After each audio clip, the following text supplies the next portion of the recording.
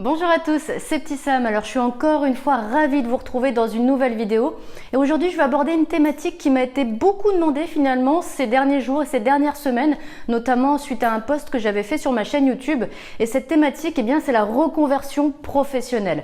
Alors c'est vrai que la reconversion professionnelle, ça commence à prendre de l'ampleur depuis quelques années, mais ça c'est vraiment quelque chose qui s'est accéléré et vraiment très fortement avec la crise économique liée au Covid. C'est-à-dire qu'il y a tellement de personnes qui ont perdu leur boulot ou qui se sont rendu compte pendant cette phase de premier confinement où ils ont pu un peu faire pause, un peu faire le point sur leur vie professionnelle notamment, que leur boulot ne leur convenait plus ou que ça n'avait pas le sens qu'ils recherchaient ou que ça leur permettait pas d'avoir un équilibre vie pro, vie perso, que ces personnes ont de plus en plus réfléchi à peut-être aller vers un ailleurs, un autre métier, un autre secteur professionnel. Et du coup, ce qui fait qu'il y a énormément de personnes aujourd'hui en fait qui cherchent à changer de métier et qui se retrouvent face à une difficulté, c'est quand on change de métier, un métier qu'on n'a jamais fait, il faut réussir à convaincre les recruteurs parce qu'en fait vous avez peut-être beaucoup d'expérience et beaucoup de compétences dans d'autres secteurs, dans d'autres métiers, mais pas celui que vous visez aujourd'hui. Donc je vais vous expliquer comment parvenir à ça, comment parvenir à convaincre les recruteurs, avec quels arguments, de quelle manière vous allez pouvoir procéder sans que ce soit non plus des choses qui sont très compliquées. Justement, c'est des choses qui vont être à votre portée. Mais avant ça, il faut que je vous dise pourquoi c'est si compliqué finalement de convaincre les recruteurs, parce que vous avez peut-être des années d'expérience comme je vous le disais, et pourtant ça reste compliqué de convaincre les recruteurs pour pouvoir leur faire comprendre que c'est bon, vous allez y arriver à faire ce nouveau métier, vous avez des compétences et surtout vous avez l'envie. Donc les recruteurs en fait ils craignent majoritairement deux choses quand ils se retrouvent face à une personne en reconversion professionnelle.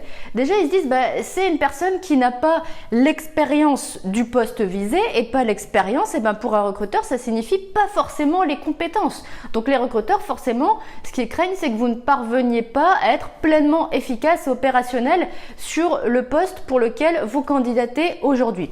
Et puis il y a autre chose, c'est que les recruteurs, ils se disent, mais ça finalement c'est un métier que vous connaissez pas. Et cette méconnaissance du métier, eux, ça les amène à penser à quoi? À penser que votre choix est pas forcément sûr. Et ça, c'est une crainte, j'ai envie de dire, générale à plein de recruteurs, de finalement retenir la candidature de quelqu'un qui se rend compte finalement, une fois qu'il commence sa prise de poste, que le métier ne correspond pas exactement à ce qu'il pensait, que le métier n'est pas forcément aussi bien que ce qu'il pensait ou aussi accessible que ce qu'il pensait, et que cette personne finalement elle arrête en cours de route. Et ça, pour un recruteur, c'est catastrophique parce que ça signifie devoir refaire un recrutement, perdre du temps, perdre de l'argent, peut-être perdre un client.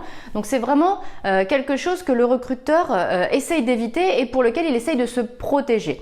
Donc je vais vous expliquer comment pallier à ça, et d'ailleurs je vais m'arrêter en premier lieu sur cette question du choix professionnel déjà dont il faut convaincre. Il faut convaincre que vous en êtes sûr de ce choix-là. Et en fait, tout simplement, j'ai envie de dire, pour prouver que votre choix est sûr, pour prouver que vous savez exactement ce que vous voulez, que vous n'allez pas changer d'avis et que ce métier, même s'il est tout nouveau, vous allez y aller, vous allez vous donner à fond et surtout vous le connaissez très bien, il faut expliquer quelle démarche vous avez faite, vous avez réalisée pour connaître ce métier, pour le découvrir et surtout le découvrir pleinement. Parce que découvrir un métier, c'est pas seulement lire une page internet. Découvrir un métier, c'est se renseigner. Comment se renseigner? Peut-être aller voir des professionnels. Peut-être que dans votre entourage, votre cercle proche, vous avez des personnes qui font le métier qui vous intéresse aujourd'hui et vous avez peut-être eu des contacts, vous avez peut-être échangé avec ces personnes.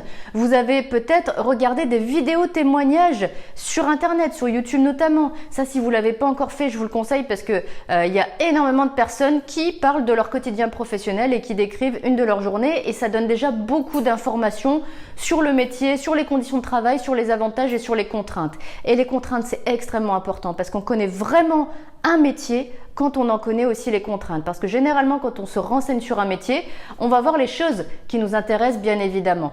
Mais c'est quand on sait vraiment quels sont les aspects les plus compliqués ou les aspects qui nous intéressent un petit peu moins du métier que là, on va pouvoir commencer à se dire qu'on connaît bien le métier, on va pouvoir commencer aussi à convaincre qu'on connaît bien le métier.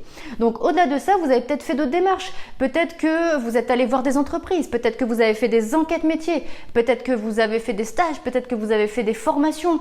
Voilà, vous avez peut-être fait plein de choses qui vous ont amené à un moment donné à vous dire voilà, ce métier maintenant j'en suis sûre, avec toutes les informations que j'ai, tout ce que j'ai vu, ben je sais que c'est fait pour moi. Pour telle et telle raison, c'est fait pour moi. Et vous voyez, c'est à ça qu'il faut arriver. Pour telle et telle raison, pouvoir dire les raisons qui vous amènent à pouvoir dire que votre choix est sûr et du coup à convaincre aussi que votre choix est sûr. Donc, je vous disais aussi tout à l'heure, il faut montrer que vous connaissez le métier. Eh bien, montrer que vous connaissez le métier, en fait, c'est tout ça, c'est parler comme un professionnel, c'est-à-dire avec les mots des professionnels. Et ces mots-là, bah, vous allez les avoir, comme je vous disais, avec les contacts que vous avez pris, les vidéos que vous avez regardées, les infos que vous avez récoltées aussi sur Internet, mais pas que.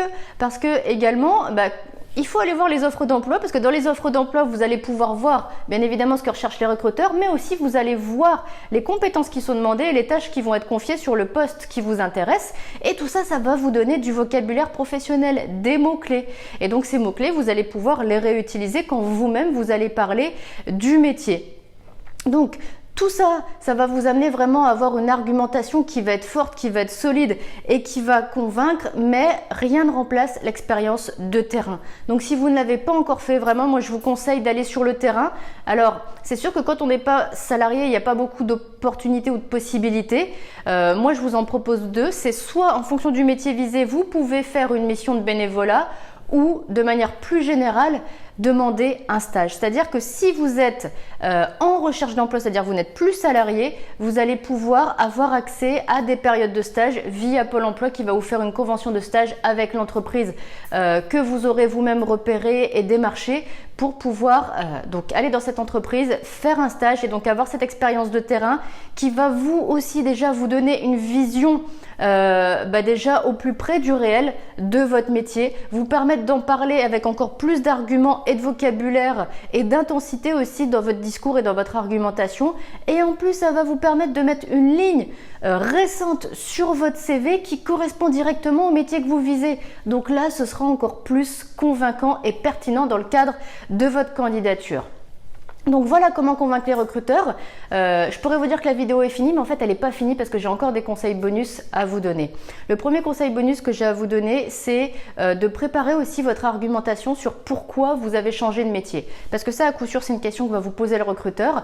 Donc il suffit pas du tout de dire le métier que je faisais avant, il m'intéresse plus. Non, il faut savoir expliquer ce qui vous convenait plus, pour bien prouver après que ce qui vous convenait plus, vous l'avez analysé et ça ne va pas se retrouver dans le nouveau métier que vous visez, et surtout vers quoi vous voulez aller, qu'est-ce que vous recherchez aujourd'hui, parce que dans la logique, le métier que vous visez aujourd'hui, il va vous amener ce qui vous manquait hier et ce que vous vouliez trouver hier et que vous allez trouver à présent dans le nouveau métier pour lequel vous candidatez. Il faut vraiment, en analysant la situation d'avance qui n'allait pas, montrer qu'il y a une réelle cohérence et pertinence avec le nouveau métier vers lequel vous allez aujourd'hui. Et puis aussi, même si vous n'avez pas encore l'expérience du métier, ça n'enlève rien au fait que vous avez déjà de l'expérience, même si c'est dans d'autres métiers, et surtout vous avez développé des compétences qu'on va appeler les compétences transversales, c'est-à-dire des compétences qui ne sont pas forcément directement liées au métier que vous visez, mais qui vont forcément vous servir dans votre futur professionnel. Donc ces compétences, il faut les analyser, c'est-à-dire qu'est-ce que j'ai développé hier comme compétences qui pourraient me resservir demain dans mon nouveau métier. Il faut les analyser et les faire ressortir dans votre argumentation parce que déjà de une, vous allez vous en servir, donc ça va vous apporter quelque chose à vous dans votre métier, ça va apporter aussi quelque chose à l'entreprise parce que c'est des compétences peut-être en plus, et surtout ça va vous permettre de vous démarquer des autres candidats qui n'auraient pas votre expérience et donc qui n'auraient pas développé les compétences que vous avez développées hier dans votre autre métier ou vos autres métiers. Et puis, dernier conseil, toute cette argumentation, il faut vraiment qu'elle soit présente partout dans votre candidature. C'est-à-dire, ne vous dites pas, tout ça je le dirai à l'entretien au moment où je serai face au recruteur. Non, c'est beaucoup trop tard. Le recruteur, pour que vous puissiez le rencontrer en entretien, il faut l'avoir déjà convaincu avant dans votre candidature, c'est-à-dire CV, lettre de motivation. Donc, il faut vraiment que la certitude de votre choix, que les démarches que vous avez faites, la connaissance que vous avez du métier, ça transparaisse de partout, dans votre CV, dans votre accroche de CV notamment, les compétences transversales aussi, il faut qu'elles apparaissent dans votre CV. Dans votre lettre de motivation, il faut aussi qu'on ait l'argumentation sur votre choix, sur votre volonté d'aller vers ce nouveau métier et sur ce que vous en connaissez aujourd'hui et pourquoi vous allez aujourd'hui. Dans le mail de candidature aussi, il faut mettre une argumentation là-dessus parce que c'est déjà ce que va lire le recruteur avant d'aller voir votre CV et votre lettre de motivation. Et puis bien évidemment, pour l'entretien d'embauche, il faut beaucoup d'arguments là-dessus. Donc vraiment, c'est du début à la fin de votre candidature qu'il faut laisser transparaître ces arguments-là. Voilà, j'espère vous avoir apporté apporter plein d'infos, plein de conseils sur votre recherche d'emploi, notamment votre conversion professionnelle.